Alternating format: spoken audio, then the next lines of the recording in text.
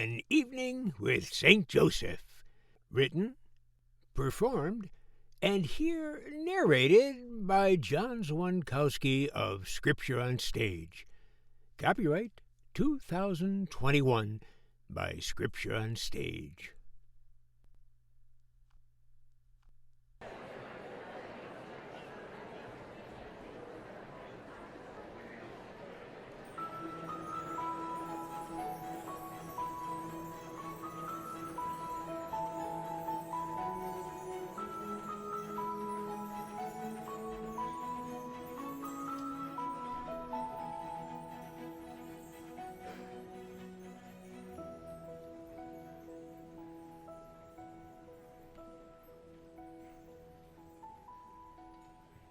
Good evening, Christians. My name is Joseph.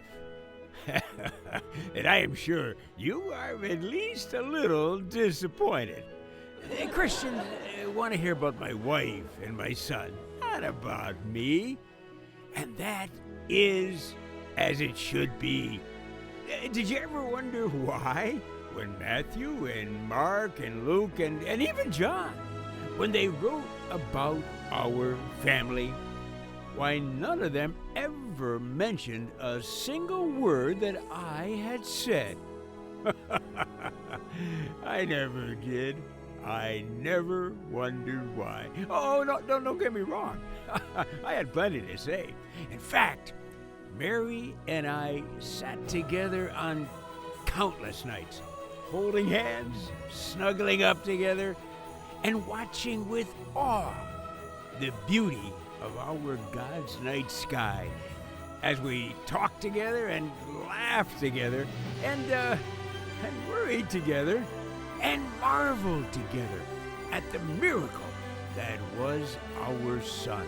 How amazing and wonderful that our God would humble himself to become one of us, not only to allow us, sinners, repeat offenders even, a path to eternal bliss with him, but also just to show us how precious, how absolutely beautiful our own lives can be when we live them like he did for others. But I must praise those four gospel writers.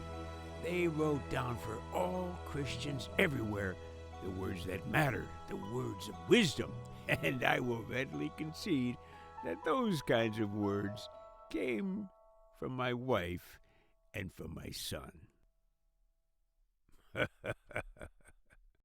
So, how about we begin with the prayer? I'm sure we're going to need it. Did you want to pray this evening to my wife or to my son? Okay, we'll pray to both. Honey, son, you both know that although I've been asked to speak to these Christians this evening, I'm not very good at this sort of thing. It would have been much simpler if they'd had asked me to build them a door jamb or a yoke for their oxen. You know that. I'm very good at that, I'm told. But this kind of stuff here isn't exactly playing to my strength, huh? So please, be close by this evening and offer all of us just a touch of your wonderful inspiration. And I have no doubt that these beautiful Christians will grow even closer to both of you, even though they may have to do so through the fumbling phrases of your husband and your dad. Amen? Amen. Whenever I talk to Christians like this, you know what question I always get?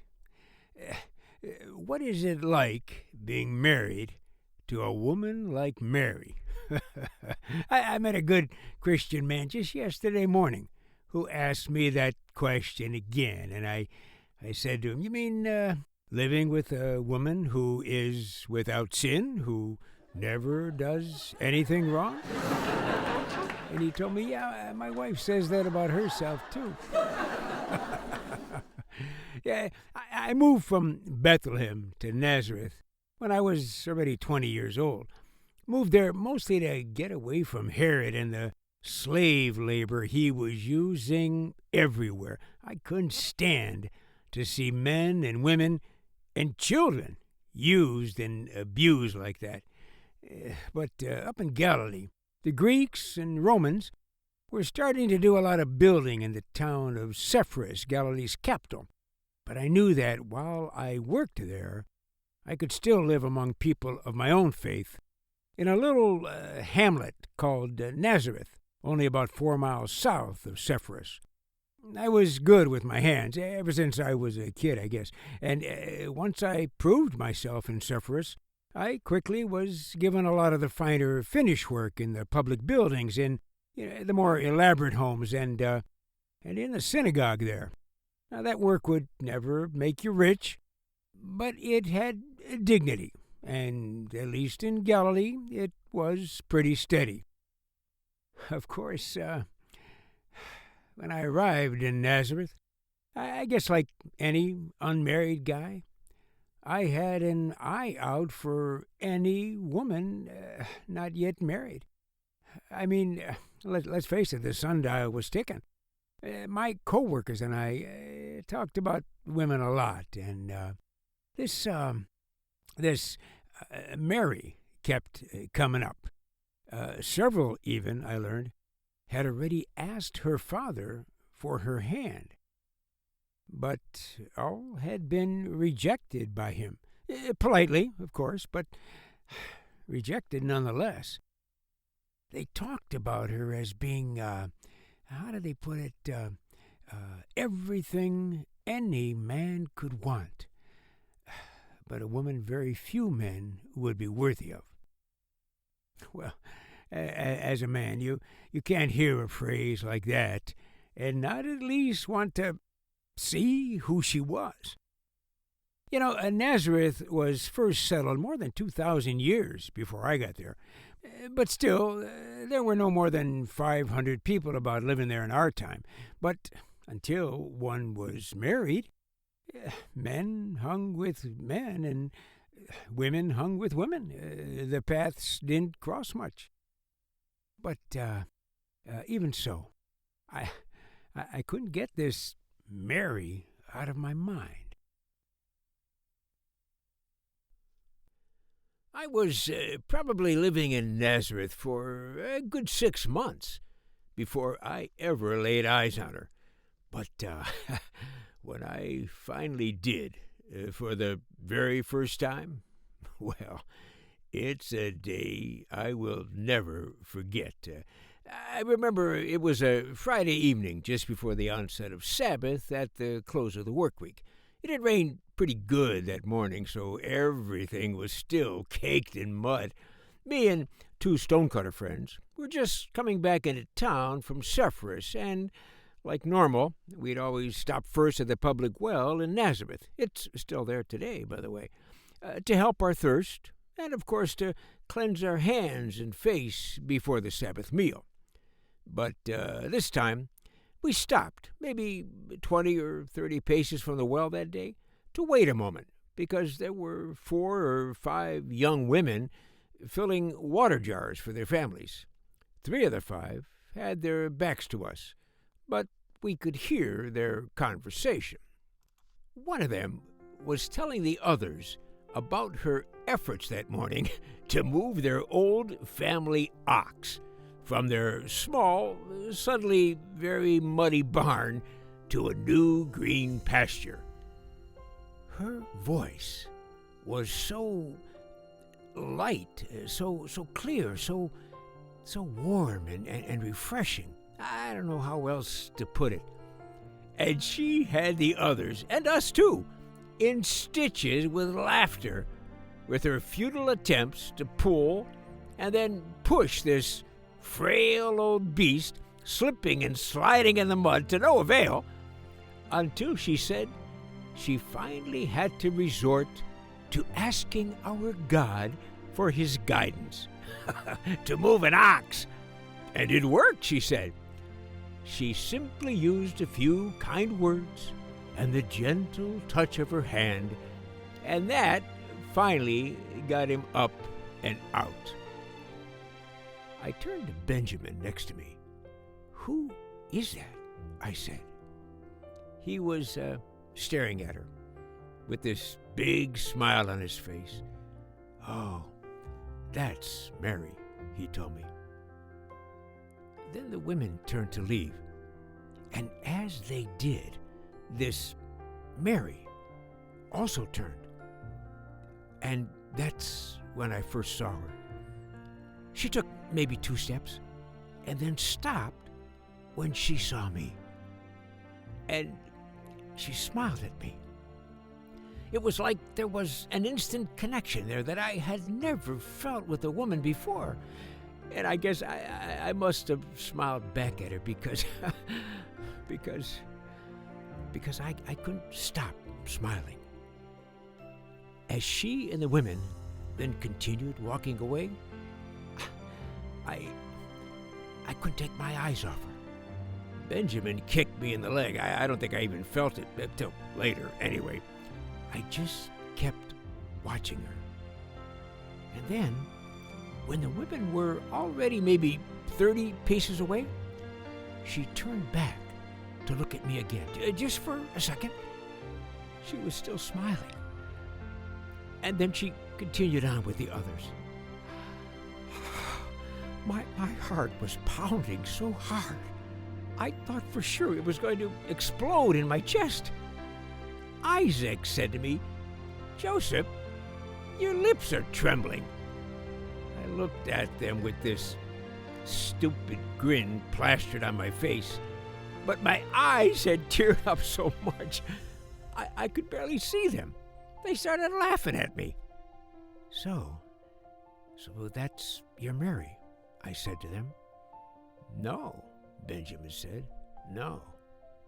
Looks like it's more your Mary."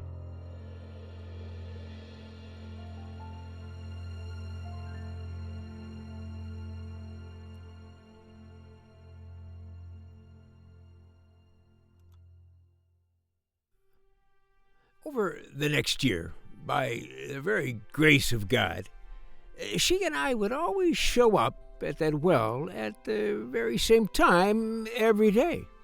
Miracle, no? Sometimes I'd come in all sweaty from running 4 miles just to make that miracle work. I guess it's fair to say that Mary and I found a lot of excuses to talk together after that, and soon we started taking walks together, talking about everything under the sun. After maybe a month or so, she reached out one evening and took my hand in hers as we walked.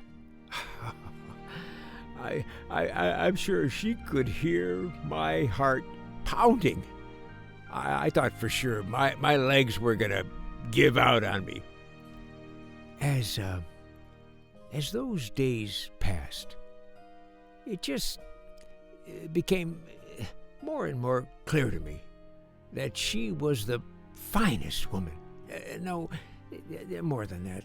The absolute kindest, smartest, and most heartwarmingly enjoyable person I had ever met. Anywhere. The guys were right. There was nobody else like her. I couldn't believe that a woman like her was willing to walk and talk and even hold hands with me. I used to splash cold water on my face every so often, just to be sure. I was afraid that at any moment I was going to wake up from this heavenly dream I was in. It did seem that the two of us were, well, made for each other. We seemed to share the same deep faith, the same life in the Spirit of our God.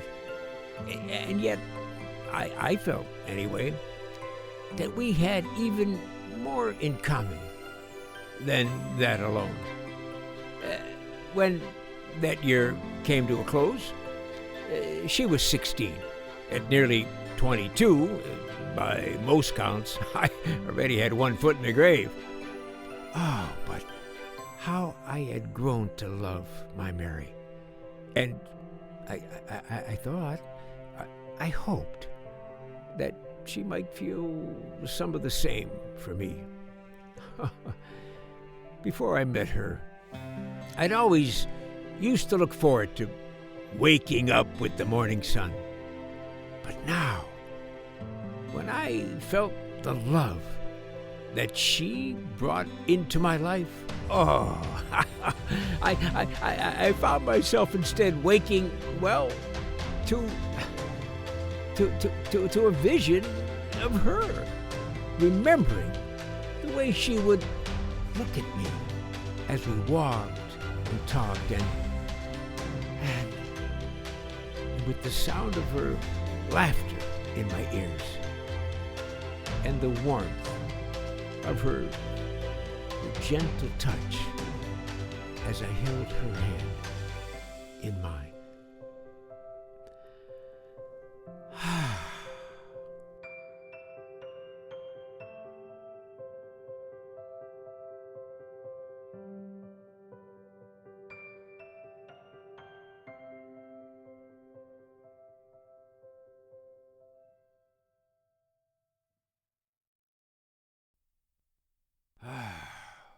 It took me more than a year to ask her father for her hand. I was on my knees every night for 2 weeks, trying to get up the courage. What if he said no? I probably would have just set myself adrift on the Sea of Galilee. But when I finally went to Joachim, her dad, I remember that I stood before him, I looked at him, trying to get up the courage to speak. He waited patiently for me to say something, anything. After all, it was I who had asked to speak with him. But then, after I don't know how long, he finally said to me, yes. I said to him, pardon me, sir? Did he think that I had come to see him to buy his old ox, maybe? But no, that's not. He then put a firm hand on my shoulder. Yes, he said again, you have come to ask for my daughter Mary's hand in marriage, Joseph. And my answer is yes. He told me that she had spoken of me to him often, he said. And so he had sent a cousin down to Bethlehem to check on my own family and on my father Jacob's reputation as a carpenter in his own right. Oh, my father was a master with wood, no worry there. That's how I learned. But I was amazed that this had all taken place. We, Joseph, he went on, we are of the priestly tribe of Levi, and you are of the line of our great King David. Therefore, I believe it is our Father in heaven who has made this match. Joachim, I said to him, I feel like my heart is going to burst. I am so filled with joy overflowing at your approval. I tried to continue, but I immediately got all choked up and started fumbling over my carefully planned words, like an idiot. So he pulled me toward him and embraced me as a son. I lost it, and bless his heart, he hugged me until I regained my composure and my dignity, I think. And when he finally released his embrace, I politely excused myself to run out and find my Mary to tell her the good news. And as soon as I stepped over the threshold of their home, there she was, standing right outside the open door, crying her eyes out. She'd heard the whole thing. And immediately she stepped toward me with this radiant look on her face. And she reached up and pulled me to her, and she gave me our very first kiss. I will never forget how my lips tingled and my heart just fluttered. I can still feel that kiss today. And I wrapped my arms ever so tenderly around her, and I kissed her back. Probably for a little longer than I should have, right there out on the street. Before we realized what we were doing, about a dozen passers-by had stopped and had begun applauding us. And the stonecutters kidded me about that little incident for weeks afterward.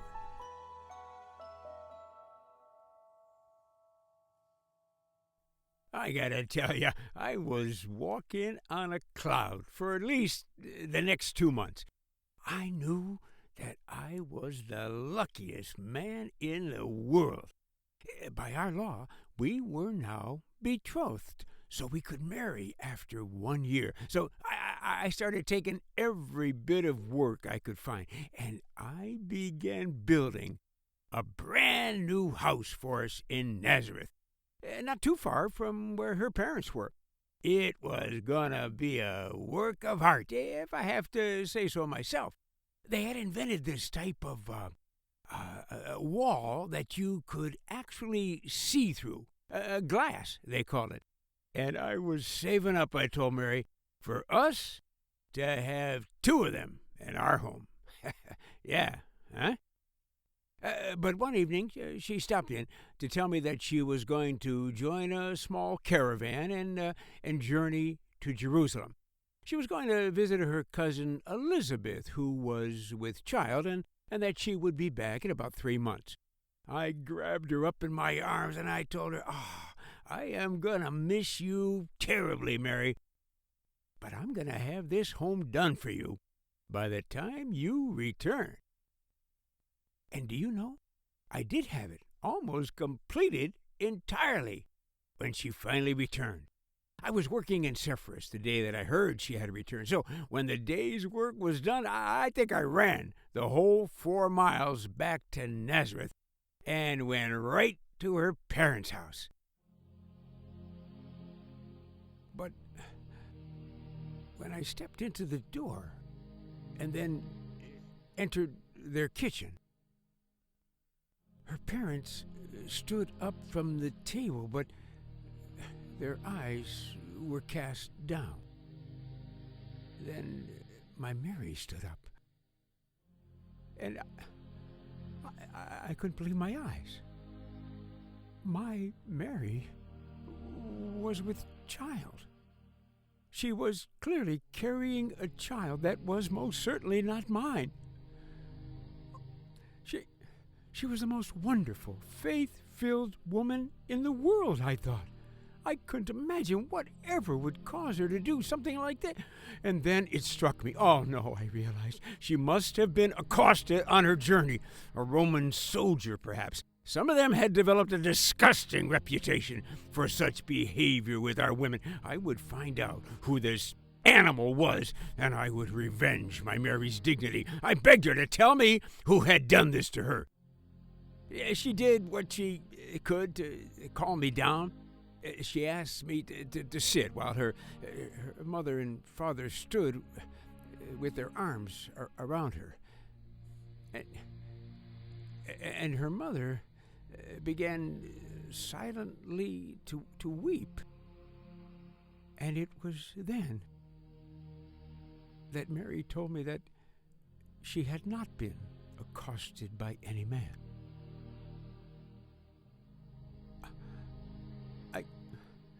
I just stared at her. I searched for some help, some understanding from her parents. Joachim raised his eyes slowly to me, and he actually began to beg me, "Please, Joseph, you are a good man," he said to me.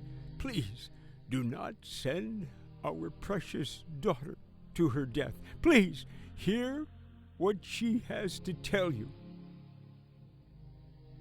"Hear what she has to tell me?" I said to them. There's nothing to say. Oh, yes, our law permitted me to condemn my betrothed to death by stoning for breaking her vow and then committing adultery. I had seen that law carried out several times back in Bethlehem, and I hated it. God's laws help us all, but the laws of man are often cruel and very flawed. I looked at them all, and I said to Joachim, "Never could I harm a single hair on the head of your Mary, Joachim. Never! If you don't know by now that I have grown deeply in love with your daughter, then you don't know me at all." "But Joseph, please just listen," Joachim answered me. I stood back up. "Listen, Joachim. Listen. There is nothing for anyone to say. It is clear that Mary has fallen in love with another, and because she has shown me what love can bring to my life, I could never deny her the same, even if that love must be with another man. I will not press any charges. I could never do that to her or to either of you. Never! I will walk away. I will walk away, and I will honor Mary's wishes. I give you my word."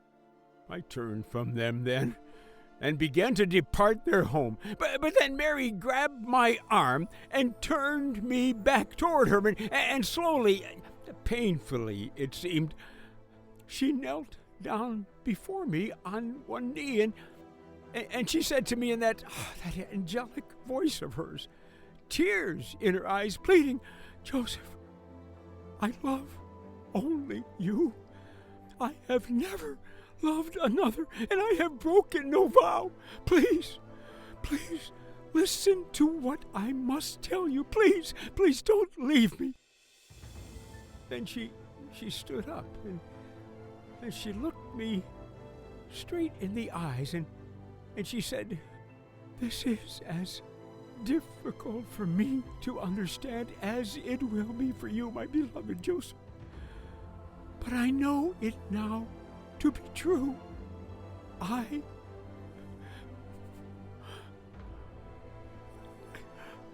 have been visited by an angel of the Lord, as was my elderly cousin Elizabeth, who was thought to be barren all her long life, but has now given birth to a son, even at her advanced age. I, too, Joseph, have been chosen by our God to give birth to his very own son. And our son is to be the Messiah, for whom we have all been waiting these long years." I looked at her then, and at her mother and father, and I said to them, "I am a carpenter, a laborer. I am not an educated man, as all of you seem to be, and I respect that, I honor that. But please, do not insult me by thinking me a fool. I will never harm you, Mary, so go. Be with the man you do love, and we need not ever speak of this again." And I turned and walked out of their home. I heard Mary crying with anguish, probably by now in the arms of her parents, but what could I do? I did not turn back to them.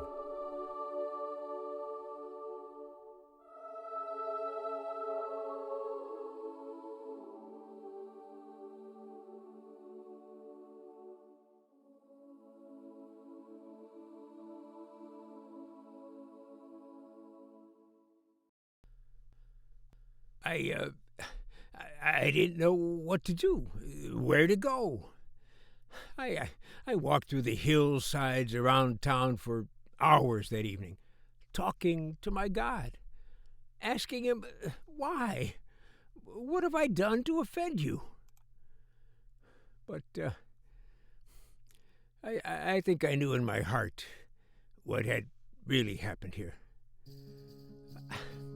I had never met a woman like Mary, and I remembered now what all the men in town had told me. Mary was a woman who was everything any man could want, but a woman very few men would be worthy of. So, who did I think I was, anyway?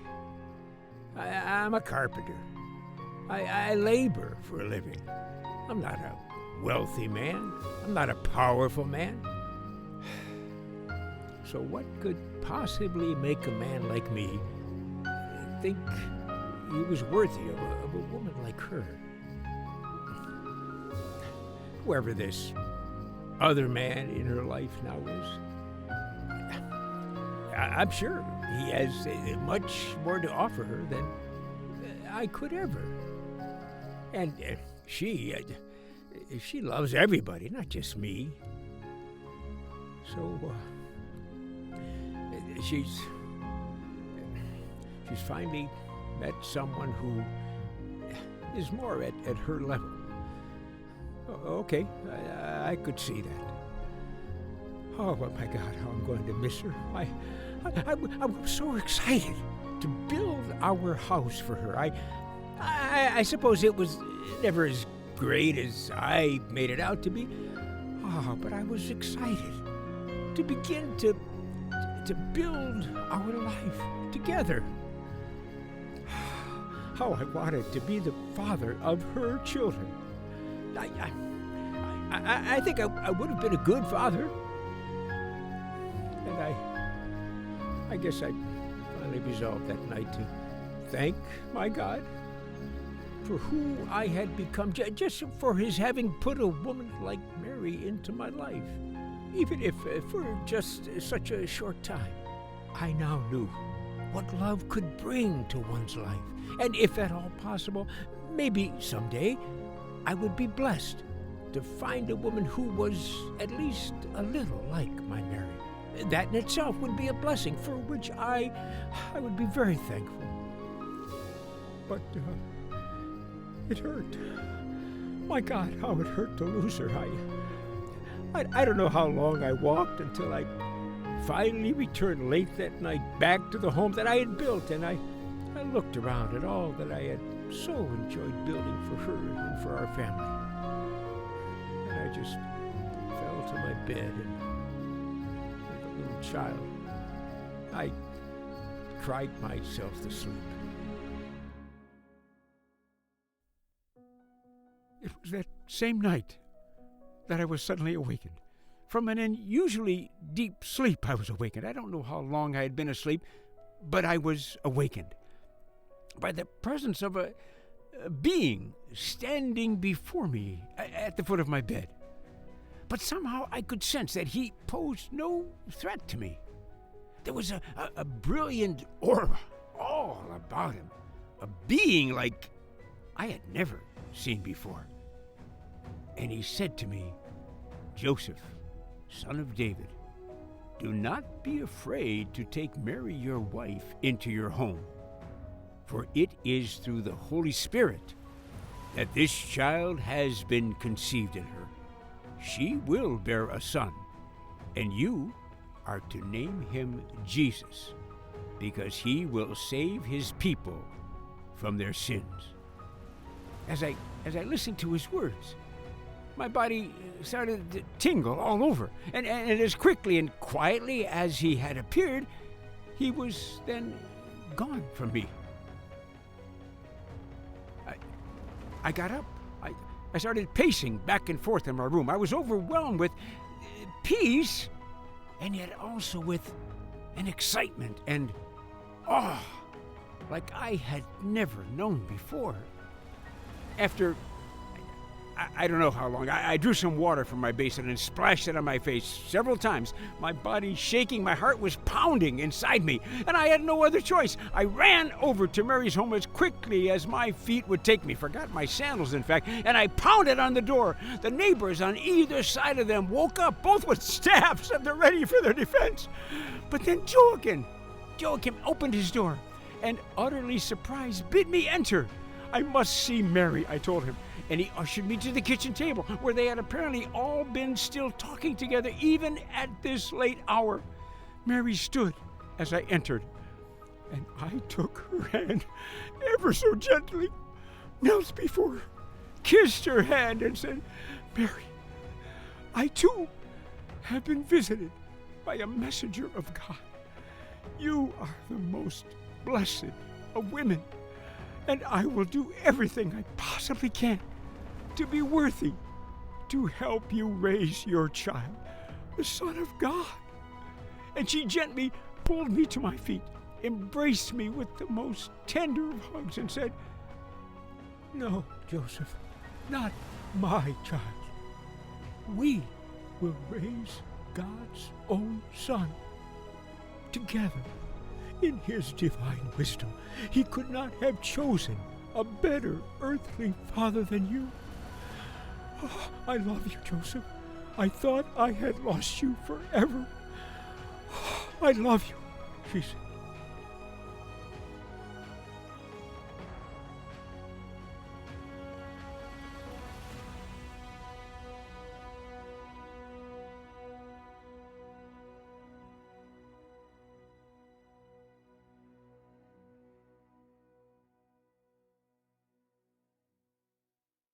About 6 months later, I had to journey back to my hometown of Bethlehem, about 5 miles south of Jerusalem, to register with the new census of Caesar Augustus.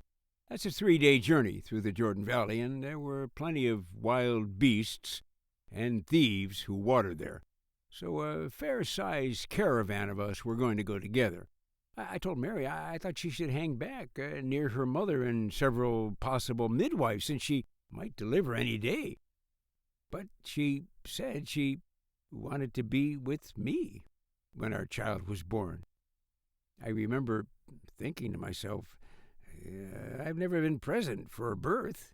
I'd be a useless basket case. But Mary insisted. So we set out.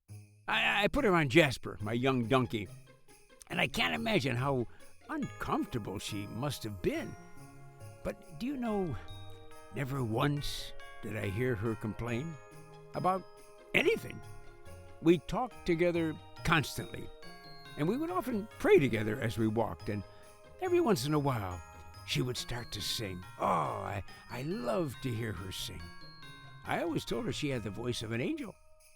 And I remember her telling me, "Joseph, the only angels I know of are male. Are you saying I sound like Mary?" I'd stop her. "You know, you always depict me as walking ahead of Jasper, leading him with a rope, but I didn't that much. He followed the caravan. I more often walked alongside him, holding Mary's hand and supporting her back as she leaned back on me some. And we talked and laughed and worried some about how we were going to measure up, trying to raise our God's own son. I remember wondering to her about trying to teach my carpentry trade to a boy whose father created the trees, and who probably would never end up actually using such a trade to make a living. And she said that she wanted to teach him kindness and care for others, as her parents had taught her. Then we both laughed. What would happen, she said to me, if we spanked God, or even raised our voice to him? And I remember reminding her that if our son ever did do something that we did not approve of, well, it would surely be us who would be in the wrong. He would surely be the only one in our family without sin. Yeah, I know. I didn't realize until after my death that the only sinner in our family was going to be me. I'm pretty sure Mary knew that too. But, like I said, she wasn't a complainer. By the time we arrived in Bethlehem, we were well into the night, and it had started snowing. Big snowflakes.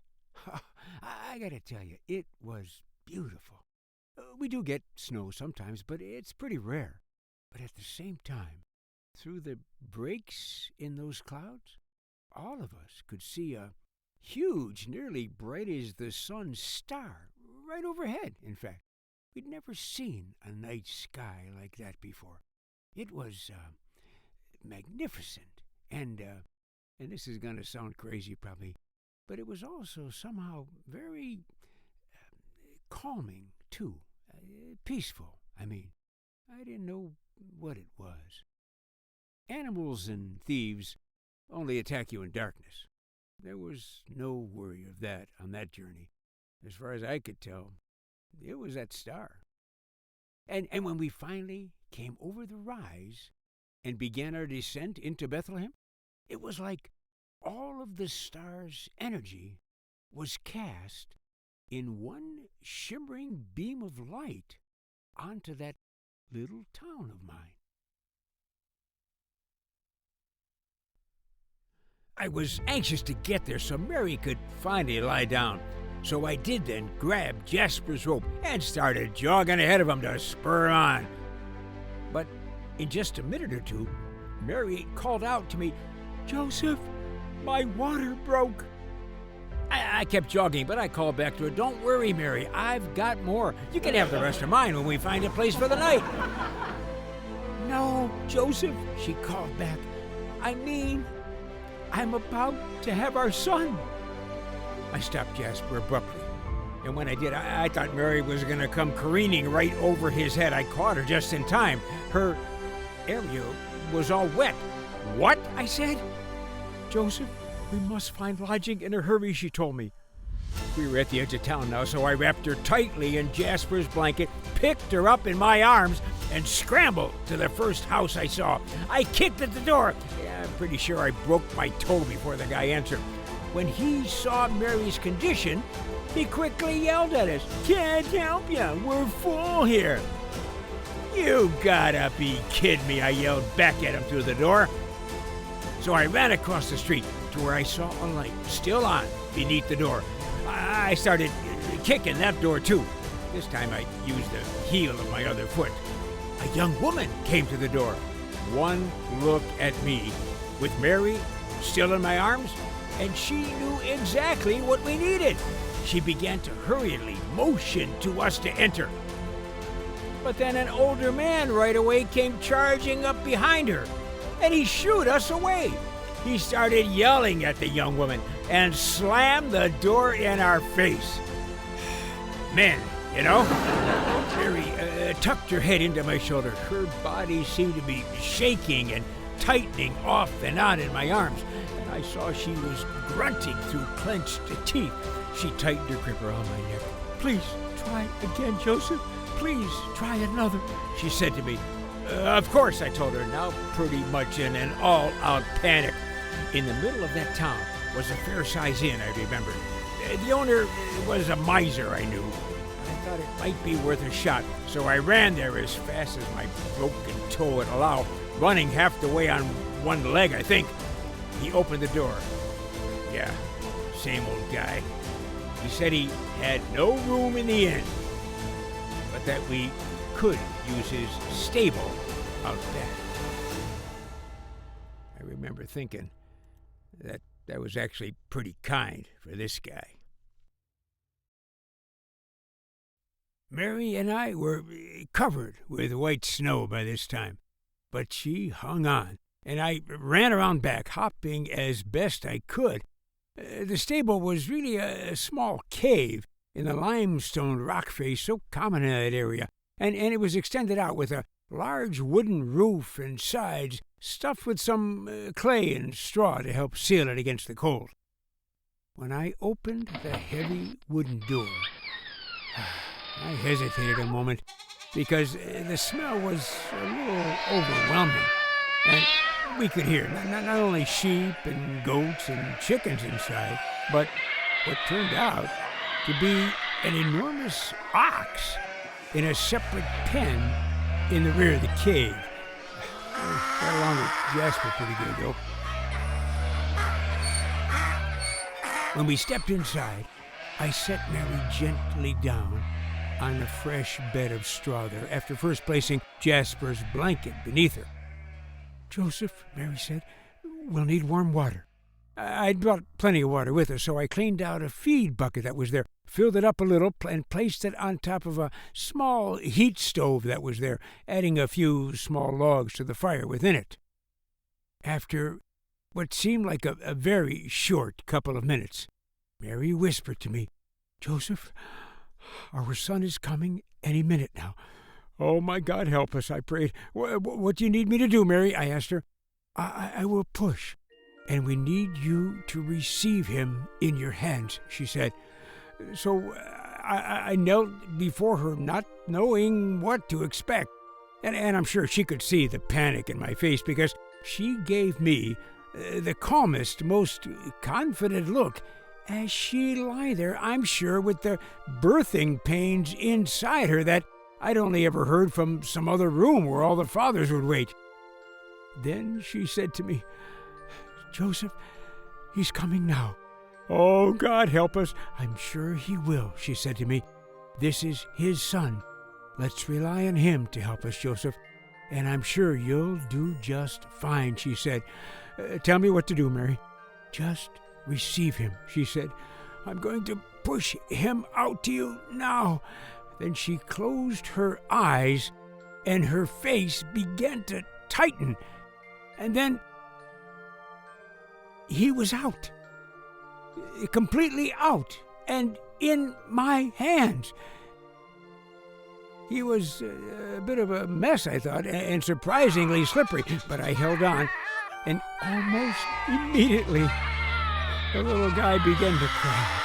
It was, I think, the most beautiful song I've ever heard, almost as if he had the voice of God in it.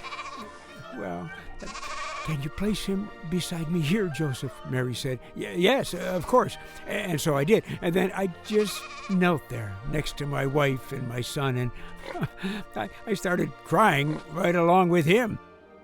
And Mary just lied there, watching the two of us, and smiling from ear to ear, even as tears of joy came to her own eyes.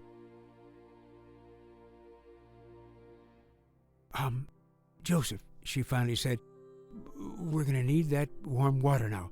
Right." I quickly jumped up, wiped my eyes so I could see again, and then brought the water bucket over to her. "We'll need a bed for him," Mary told me. "Yes, of course, a bed." I looked around. There wasn't much. The only thing I could find was a small manger, probably used for the feed for a couple of sheep, I'd guessed. It looked pretty new, actually, and almost clean. So I cleaned it up as best I could, laid a fresh layer of soft new straw into it, and then laid my cloak over the straw. All the while, Mary had been using the water to clean him and herself up. And I was surprised at how clean and now how cute our son was. "Whoa," I told her. "So that's what he's supposed to look like." Then I bent down and kissed her, and then I kissed him, and I said, "Honey, if this child gets his looks from his real dad, we've got one very cute God." Then, at Mary's request, I picked him up, wrapped him in a few extra swaddling cloths that she had brought just for that, and I laid him in that manger so she could maybe get a little rest.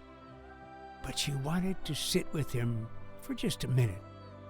So I helped her sit up a little and held her close to me right next to that manger.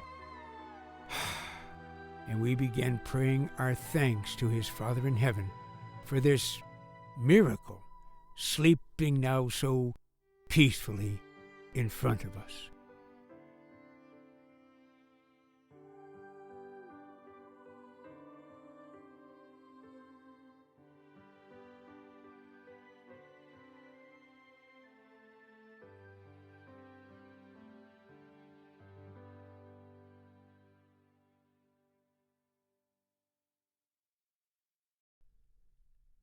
You know, I don't know how long Mary and I sat there admiring our tiny son as he slept. I mean, Mary must have been exhausted.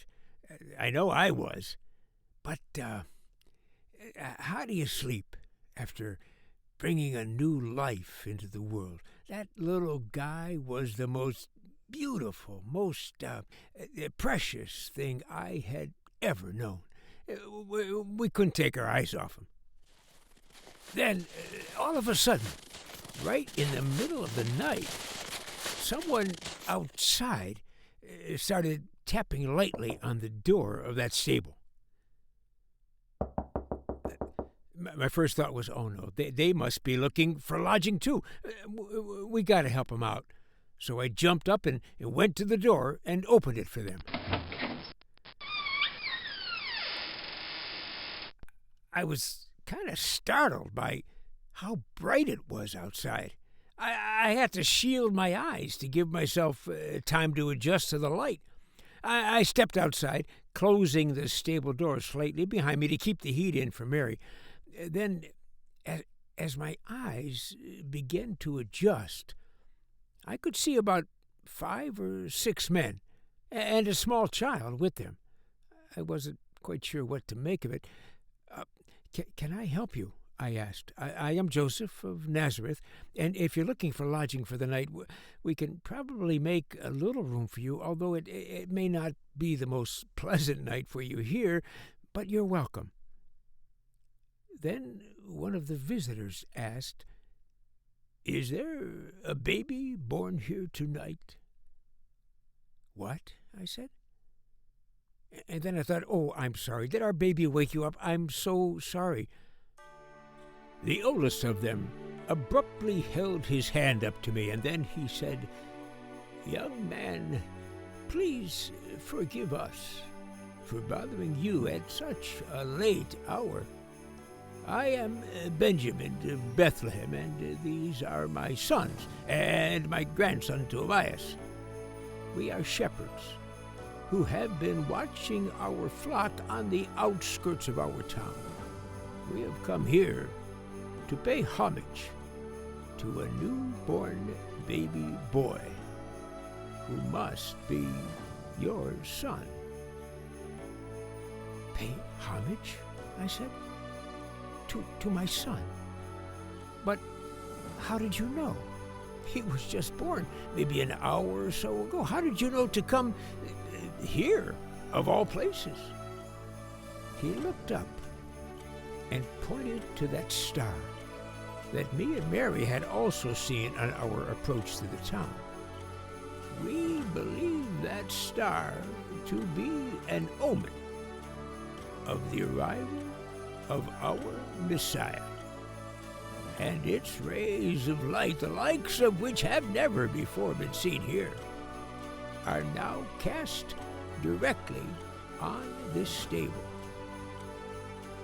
"Really?" I said. Well, that explained the unusual brightness. Old Benjamin went on. "We were visited this evening by what must have been a chorus of we're not sure. We can only guess that they must have been a chorus of angels of our God." "Angels of our God," I said. "Yes," he said, "and they told us we would find the child here." "Come in," I told them. "Please, come in out of the cold. I have a small fire inside, and with all the animals in here with us, it is actually quite warm," I told them.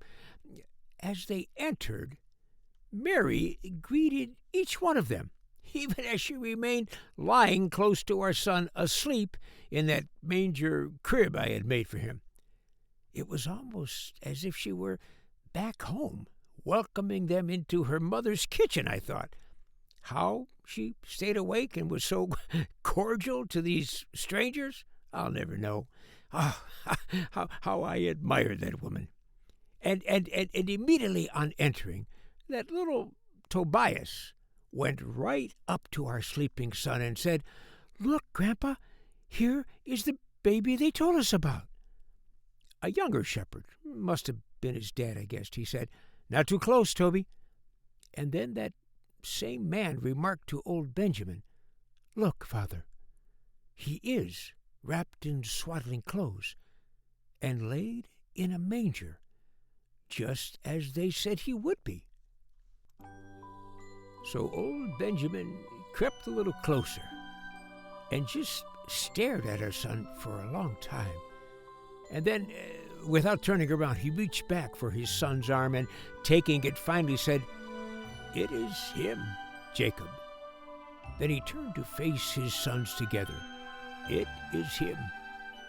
Matthias, go back and bring Snowball. We must offer our finest gift." As his son Matthias quickly departed, the others slowly fell to their knees before our son and began to pray. A prayer of thanksgiving, they said, for being able to witness the arrival of the Messiah on the land. And soon they began to ask us about the circumstances of our betrothal and of our son's birth. And so I prepared a few warm drinks that I had brought for me and Mary, and together we told them our story. As they asked us question after question, I noticed little Toby, half hiding behind his dad, playing sort of a peekaboo game with Mary, and she was playing along. I wish you could see her smile when she's with kids. Her face gets radiant. Of course, I melt. When Toby's father, Jacob, noticed all of this, he asked Mary, "If you would allow, my son Tobias was hoping he might tap his drum for your child, and we would play along with him, with your permission, and in honor of this wonderful occasion." "Why, of course," my Mary said. "I was hoping he would." And his father and the others brought out a small variety of flutes they had under their cloaks, and together they played the most peaceful melody as a welcome to our son. And so Toby played a little rum-pum-pum-pum to keep time for his dad and his uncles. It was perfect. And so I sat back down and held my Mary close as we listened to their tune. It was one of those moments you never forget, when you think to yourself,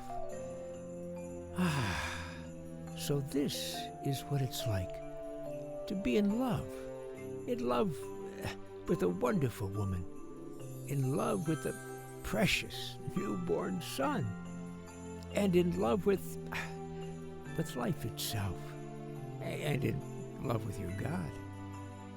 Soon after, the young Matthias returned, this time with the most beautiful, pure white baby lamb I think we'd ever seen. Looked like a ball of fur with a head, and they offered Snowball, as they called him, the finest of their flock, they said.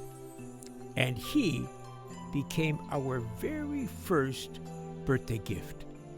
Young Matthias also brought a beautiful, immensely thick woolen blanket and offered that to us as well. I immediately, of course, placed it carefully over my Mary, although it was large enough for probably 4 people. And at her request, I gently picked our son up from the manger, still wrapped in swaddlings, and placed him in her lap, where she cuddled him close. By this time, the young boy Toby had fallen asleep at his little drum, so they all stopped playing the music, and I invited them to just lie down inside here with us and the animals to warm up and rest some. But their eldest, Benjamin, quickly said, No, you have already been immensely gracious in allowing us to impose on you at such a sublime moment. You have permitted us to be personal witness to the most miraculous event of our lives. But we must take our leave to allow you both to get some rest. I won't say we both were not grateful for that sentiment. It had been quite a night. But just as they began to stand, and Jacob was reaching to pick up his sleeping son, we were all suddenly startled by an immense commotion, apparently right outside our stable. As it turned out, the night was still far from over, and rest was not particularly high on the agenda.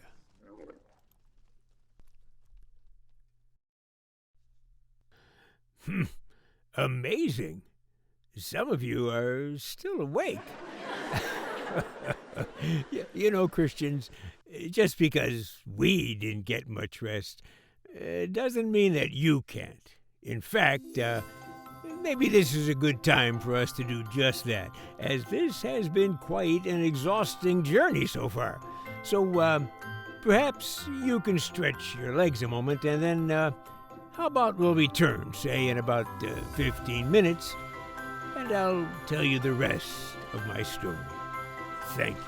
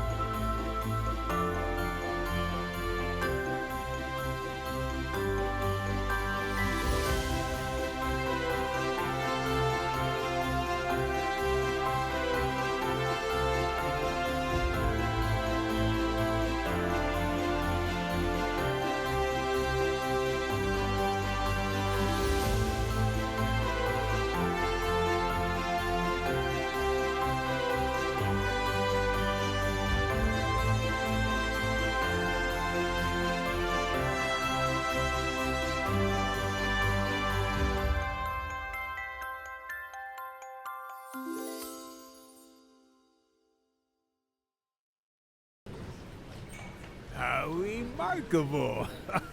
You have all returned. You see that, honey? They have all returned. As you so often said to me, how can people not believe in miracles? They're all around us every day. Or maybe it's just getting cold outside and you can stay a little warmer in here. or maybe your kindness this evening is just another expression of what you have come to call the Christmas spirit. and for that, I thank you. Now, honey, where was I? What was I telling them? Oh, yes, thank you. The shepherds. They were just getting ready to depart. And Mary and I and our little Jesus had just settled down for a long winter's nap. And that's when the commotion started. Right outside our stable, as I've said. We heard people's voices, a lot of them, and the snorts and grunts of what sounded like camels passing by. It was very unusual on our date for anyone to travel at night, especially this late at night. After a moment or two, we heard footsteps approaching in the snow. And then there was a knock. I called out quietly, "Just a minute, please." Mary looked at me puzzled, although through some pretty sleepy eyes. I got up and went to the door. The shepherds quickly huddled to one side, up close to where Jasper was lying down. And they seemed a little nervous, a little frightened, understandably. Life under a military dictatorship does have its effect on you. I opened the door and immediately started blinking through the bright starlight again. But as I began to get focus, I couldn't believe what my eyes were telling me. Standing before me were 3 elderly men, dressed in robes more elegant than anything I had ever seen. And all around them were what looked like an entourage of more than 20 servants and maybe mercenary escort soldiers that accompanied these 3, some of them still mounted on about half a dozen enormous but beautifully groomed dromedary camels. And filling the entire street behind them was what had to be half the entire town of Bethlehem, many of them in their night clothes, and all of them just staring at this entourage and at me. "Can I help you?" I asked the 3 men. "I am Casper," the first one said. He was a rather tall man, elegant, but of a very pale, almost albino-like complexion. Looked sort of like a ghost to me. "I am Casper, and these are my friends and associates, Melchior and Balthazar." They bowed to me. They bowed to me. I knew these guys were not looking for lodging. "How can I help you?" I asked again. Then the one called Balthazar, the short, chubby one with the full white beard and dimpled, rosy cheeks. The man had a real joyful sparkle in his eye. He continued, We are students of the stars, and we have traveled many days from the east, from the land of your people's long ago exile, following the most remarkable star we have ever seen in the night sky." "Yes," the one called Melchior said, "a tall, dark-skinned, stately man. And it has led us to you, to what we can only guess must be the birthplace of our long-awaited Messiah."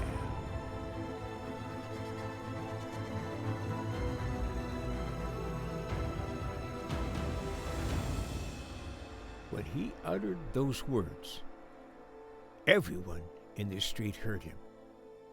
An audible gasp came from the assembled crowd in the street, and all of them, slowly, reverently, fell to their knees. Then the one called Casper reached out and, somewhat nervously, took my hand in his and said, "Good sir, might you permit us to view the child?" I invited the 3 men to enter. Mary, having heard all of this, was now wide awake again and cradling little Jesus as he, too, began to awaken. The 3 stooped down to enter our stable.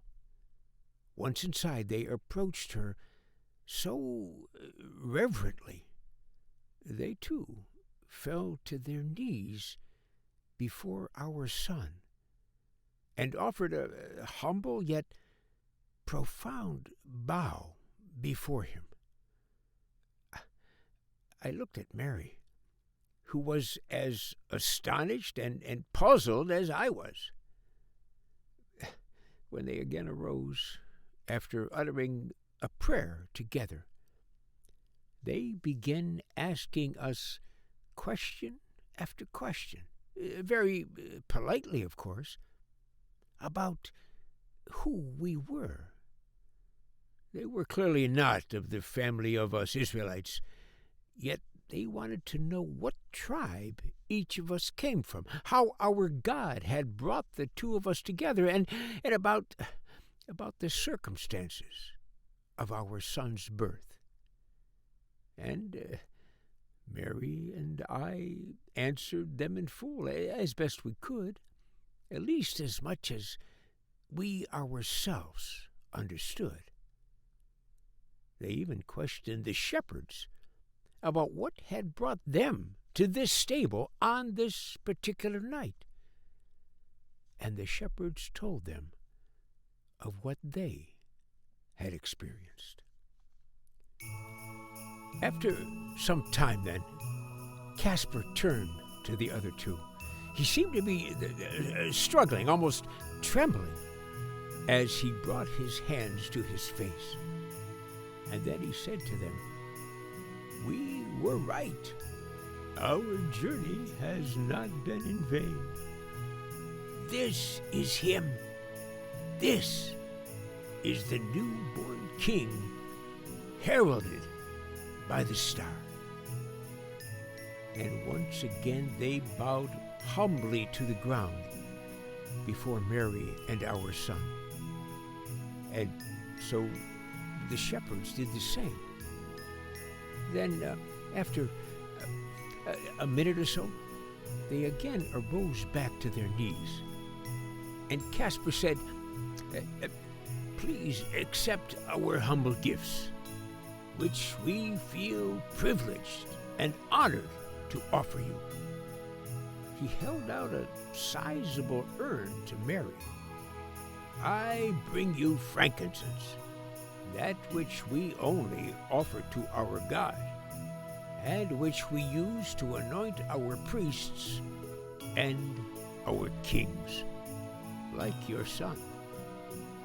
Then Melchior turned to face the door and, raising his voice just a little, called out, "Jedediah, bring our gift inside here." And immediately the well-dressed, middle-aged man entered, carrying a beautifully ornate chest, about the size of his two hands, and gingerly handed it to Melchior. And Melchior then laid the chest before Mary, opened it, and said to her, "I bring you gold, as I must to a newborn king. May this gift help to lighten your immeasurably heavy burden as you take on the great responsibility of being the mother and the father of one who will change this entire world." Mary and I were stunned. There was more there than I could earn in 2 years of work. And finally, Balthazar inched forward and took Mary's hand, ever so gently, in his own. "And I bring you myrrh," he said to her, as he leaned forward and tenderly kissed her hand. "It is used, as we all know, to heal our wounds and to anoint our deceased.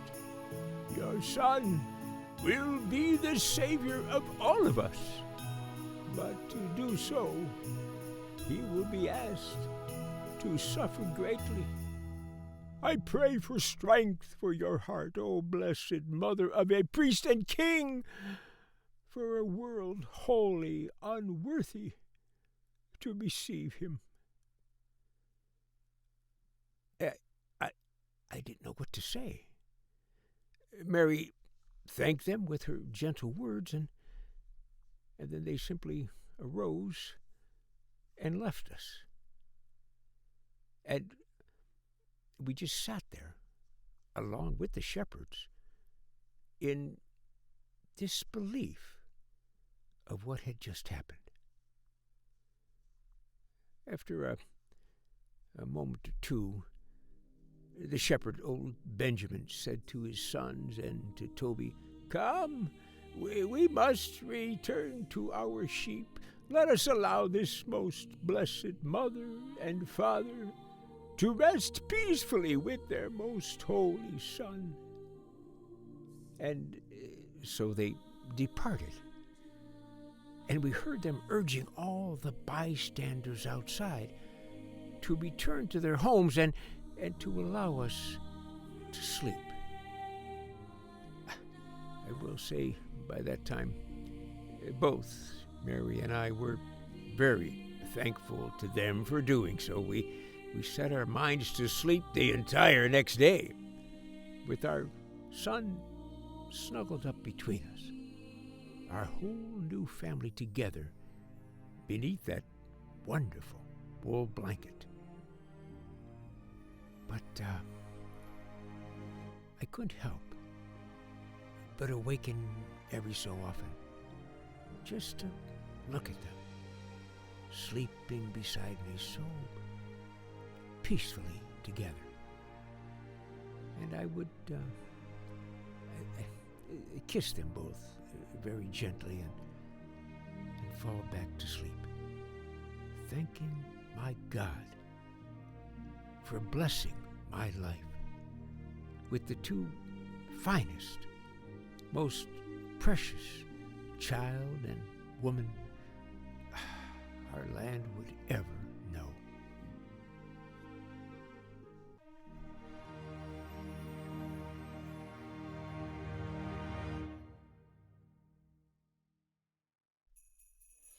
As you may know, Christians, we Jews take a lot of pride in our reputation for hospitality, even to strangers.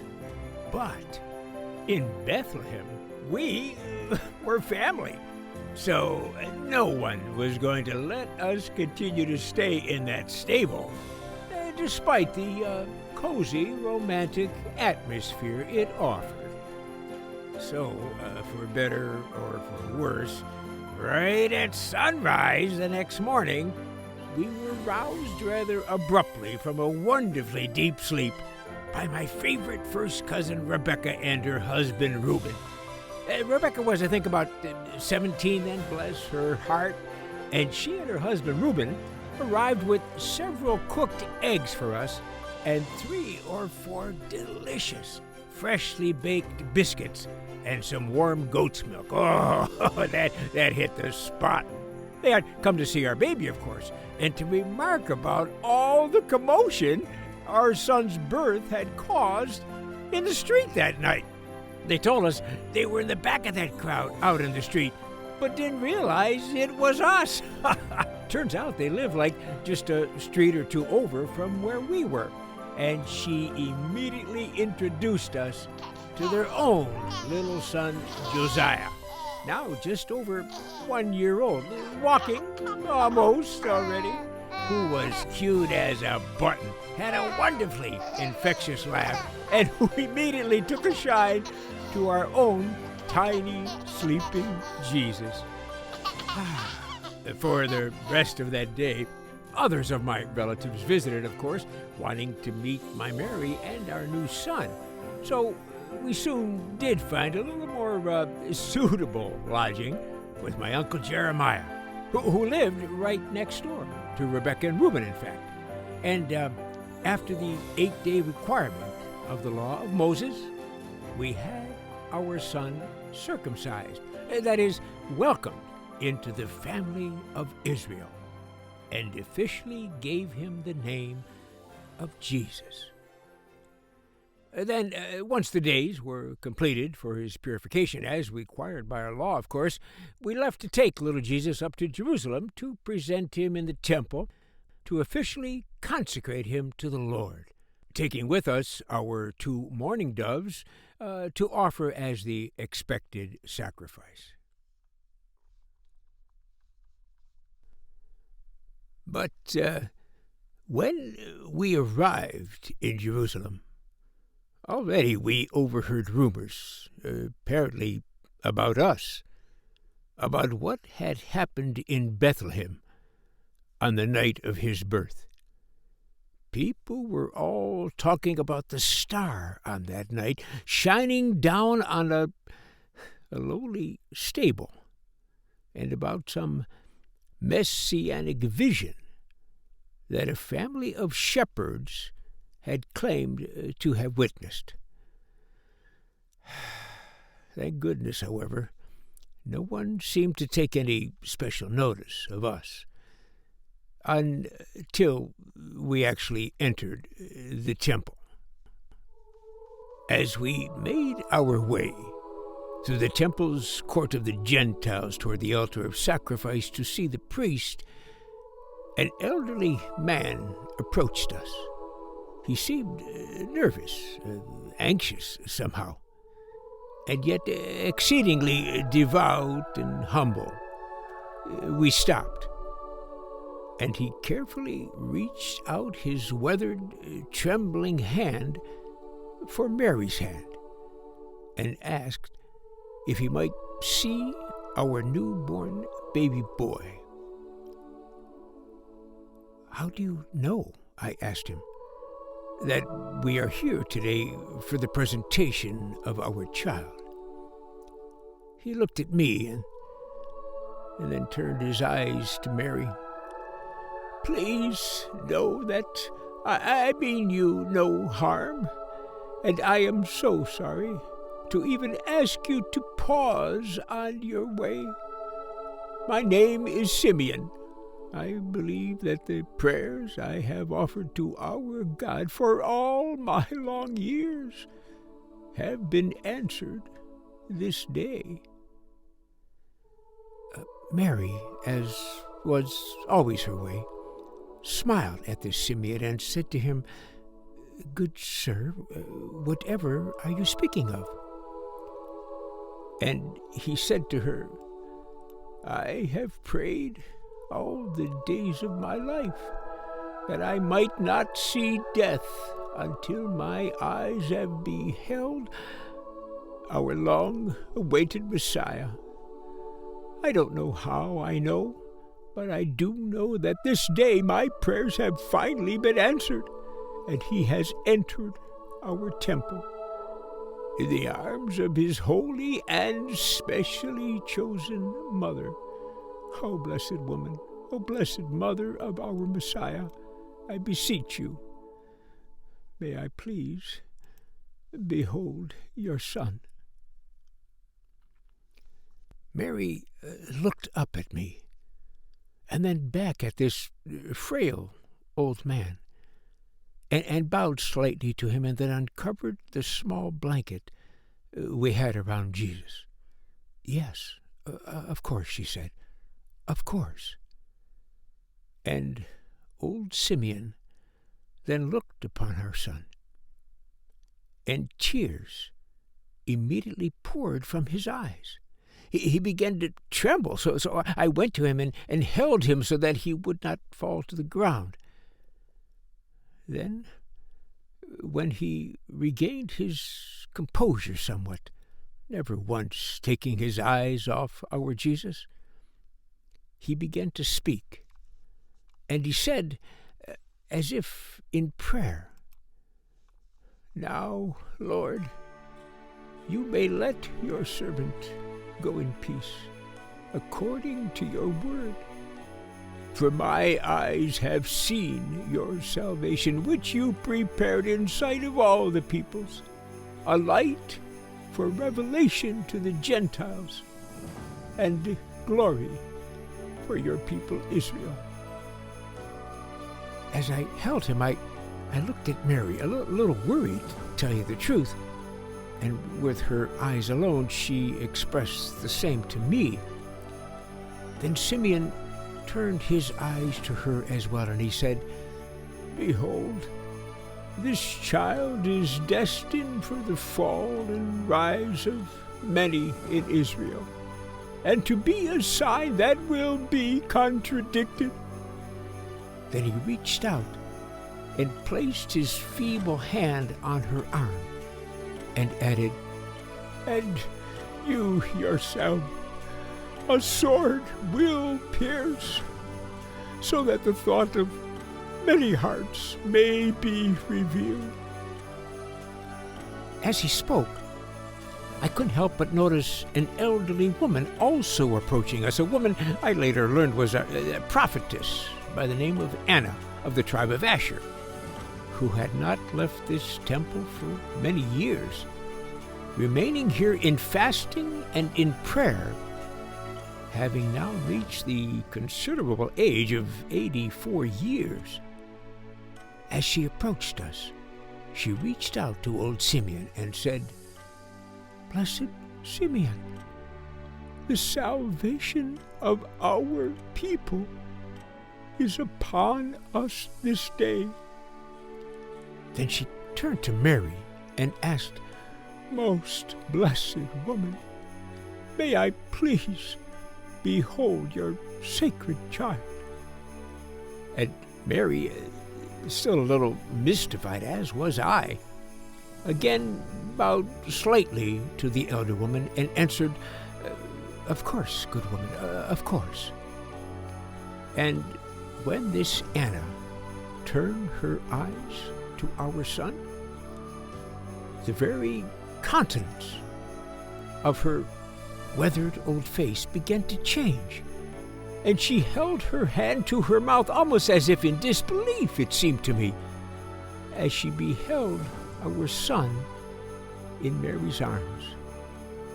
Then she kissed Mary's hand and stepped away, saying to herself as she departed, "Our salvation has arrived. Our Messiah is now upon the land." Then old Simeon also kissed Mary's hand, thanked us profusely, and then bid us to pass toward the altar of sacrifice.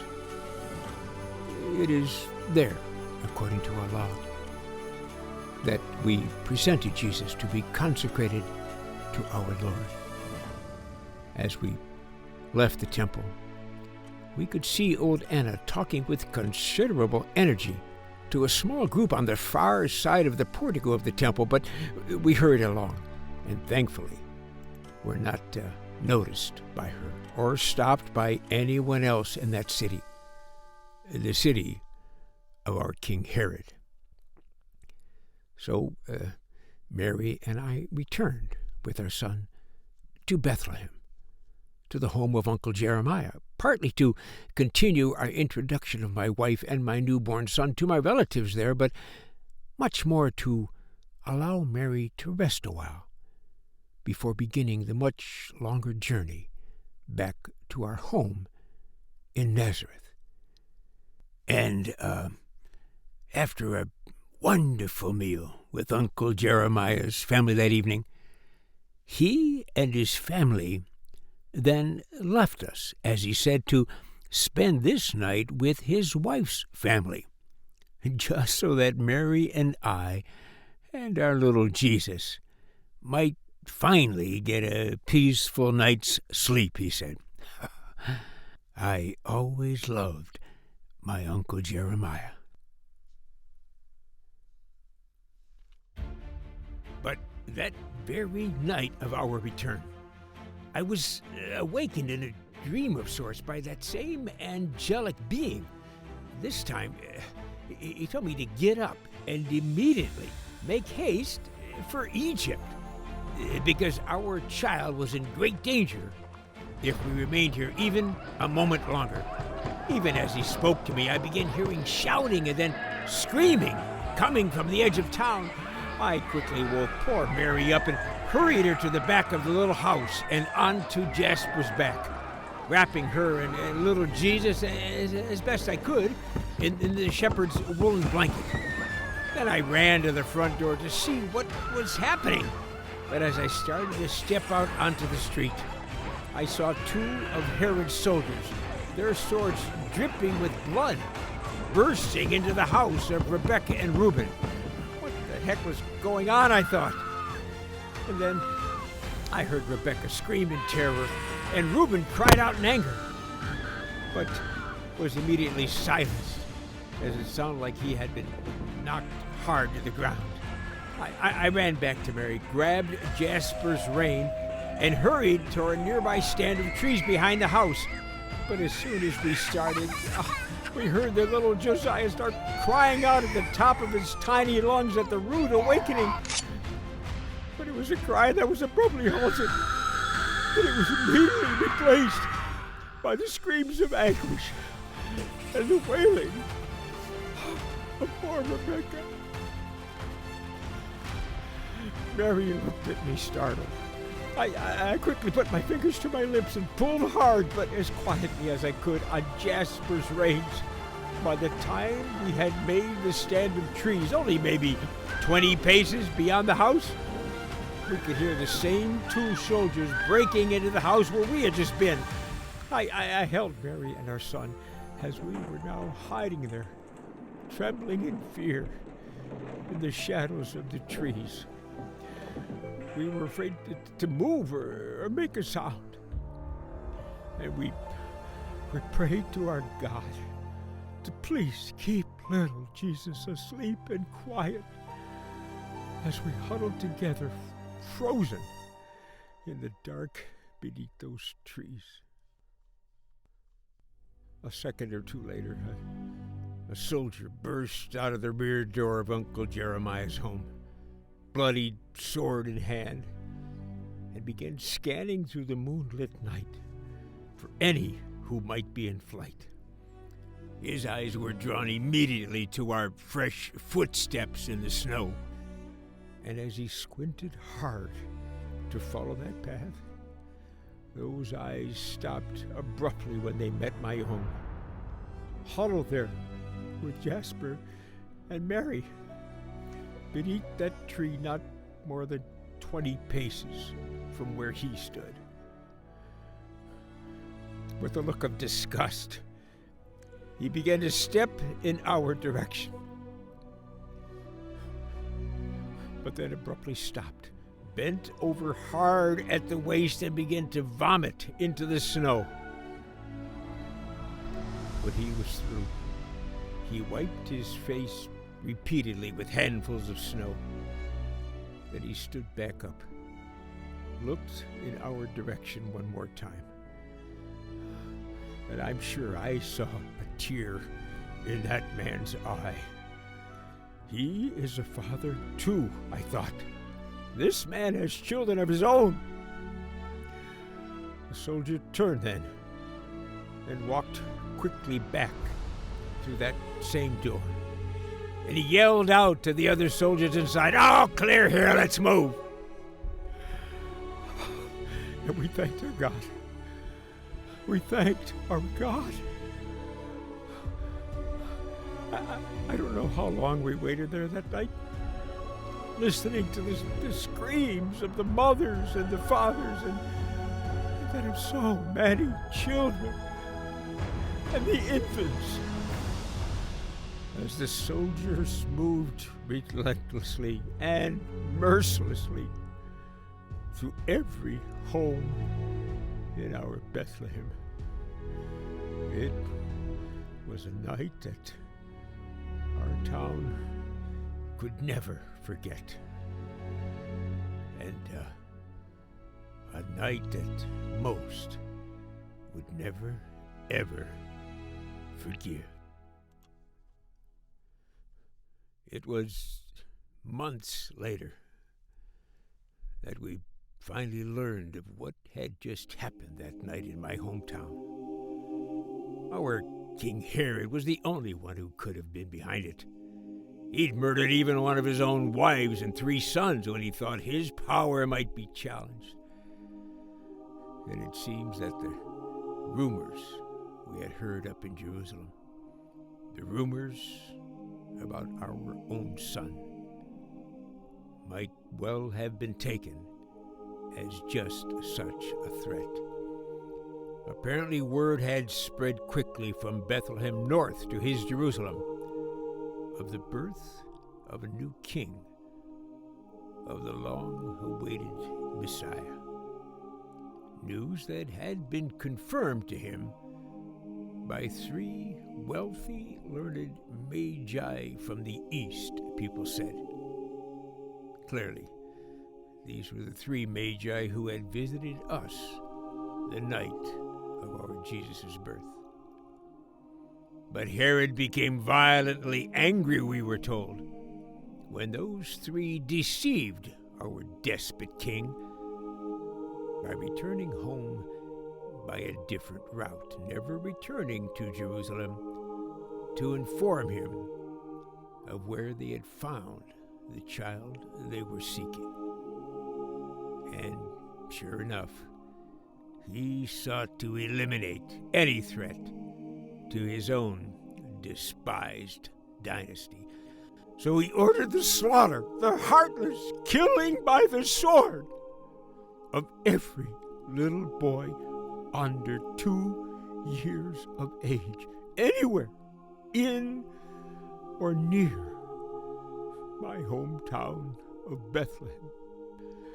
It was because we were here that so many of the youngest children of my family and the children of my childhood friends were put to the sword. The sorrow we both felt for those grieving parents, especially for young Rebecca and Reuben, was immeasurable. One's heart is never again completely whole after an experience like that.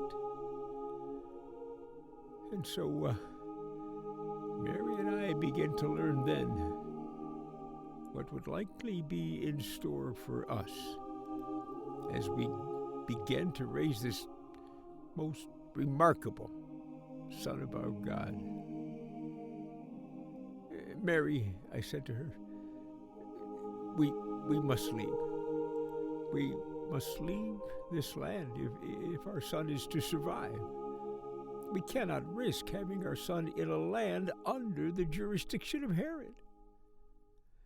The messenger of our God, I told her, who had roused me from my sleep tonight, told me to take you and our little Jesus to Egypt.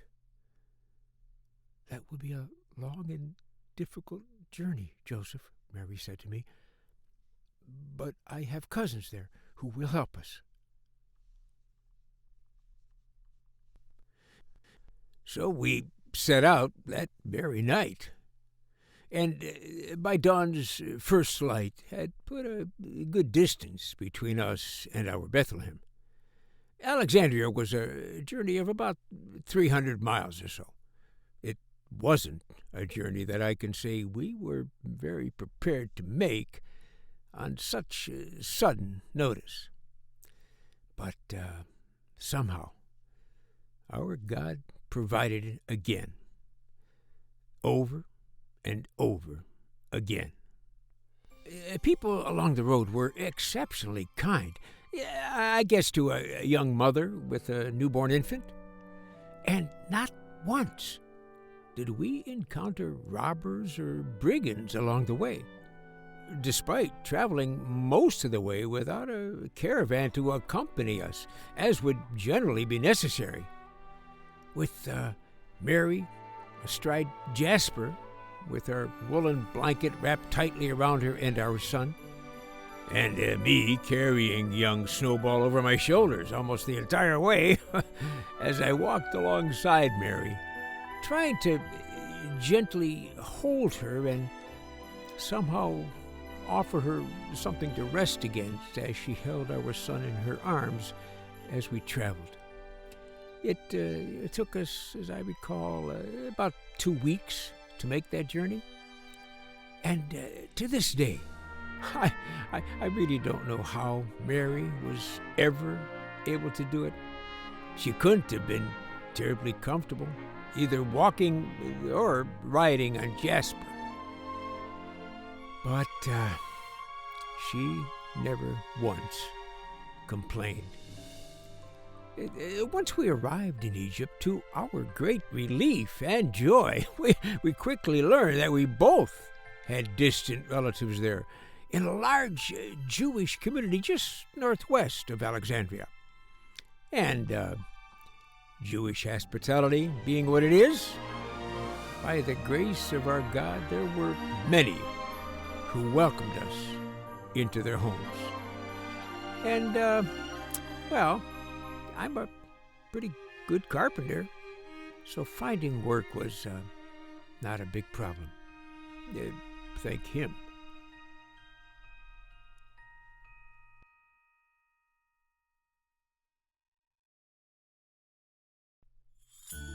Well, Christians, now my story and my time with you have come to an end, and you have been most patient and enjoyable in listening to my words this evening. Before I depart, though, I must tell you how happy it makes all of us to see that even with all the evil still swirling around in this world, all of you come closest to what he hopes for us. When you think of each other, you help each other, as you do especially at this time each year, the time you have set aside to celebrate the events we have talked about this evening, the events of his miraculous birth. Oh, for that I applaud you and urge you with all my heart to keep alive his spirit, the spirit of what you have come to call Christmas. For that, we all thank you. I must add, though, now that I have come to know a few of you just a little tonight, I must say that I do have one small regret. I regret that you are not yet able to know my Mary as I am privileged to know her. To see that wonderful smile of hers, to hear her laughter as she and our son talked and played together before we put him to sleep each night, to feel the gentle caress of her hand as we walked together under the moonlight. Oh, we still do, every single day. Let me at least tell you that she thanks you and praises you for your dedication to her and to our son. And for my part, allow me simply to say that I know when you finally meet her someday, you are going to love her every bit as much as I do. Be ready to hug. She is a fabulous hugger. I thank you, Christians. I pray for you. And I bid you a peaceful good night and a very Merry Christmas. I thank you.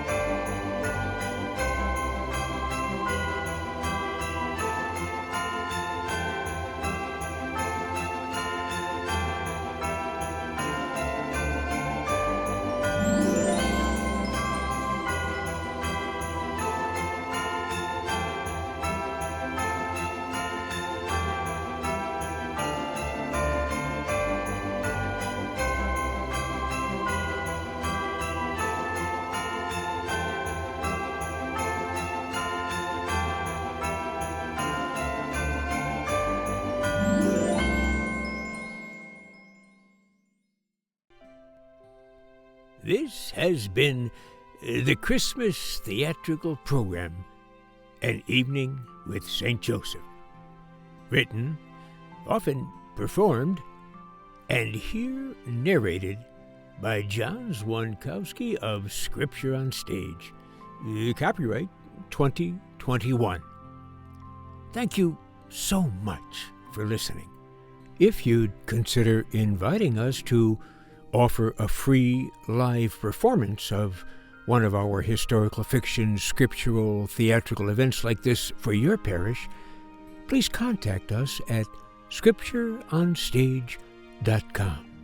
And if you have an extra minute or so and could offer a brief but honest review, we would be so deeply grateful, as you will not only be helping us to keep improving our historical fiction storytelling, but you will also be helping us to reach as many Christians, or potential Christians, as a loving God might place in our path as He continues to bless us in this theological, scriptural, theatrical ministry. God bless you.